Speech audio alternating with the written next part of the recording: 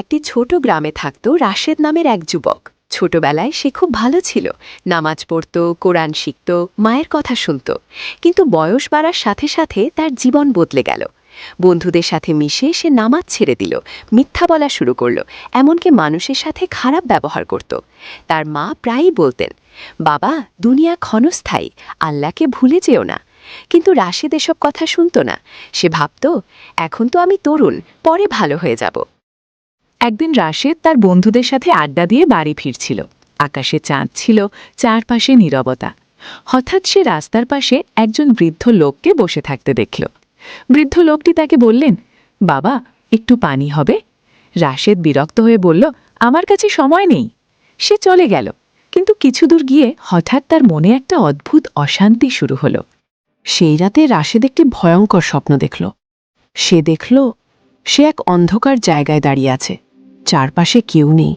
হঠাৎ দূর থেকে ভয়ঙ্কর আওয়াজ আসছে। একজন বলছে, রাশেদ, তোমার হিসাব দেওয়ার সময় এসেছে।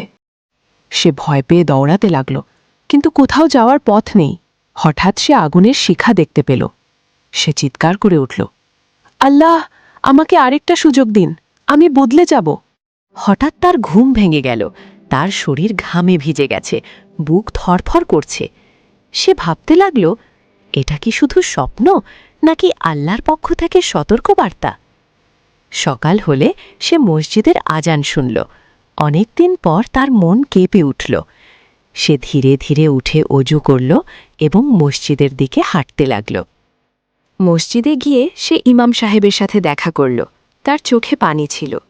সে বলল, হুজুর, আমি অনেক ভুল করেছি, আল্লাহ কি আমাকে মাফ করবেন? ইমাম সাহেব মৃদু হাসলেন এবং বললেন, আল্লাহর রহমত থেকে কখনো নিরাশ হইও না। যে সত্যিকারের তওবা করে, আল্লাহ তাকে ভালোবাসেন। সেদিন থেকেই রাশেদের জীবন বদলে গেল। সে নিয়মিত নামাজ পড়তে শুরু করল, মায়ের সাথে ভালো ব্যবহার করত, গরিবদের সাহায্য করত। একদিন সে আবার সেই জায়গায় গেল যেখানে বৃদ্ধ লোকটিকে দেখেছিল, কিন্তু সেখানে কেউ ছিল না।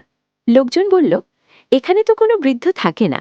রাশেদ বুঝতে পারল, হয়তো এটা ছিল তার জন্য একটি পরীক্ষা, একটি সতর্কবার্তা।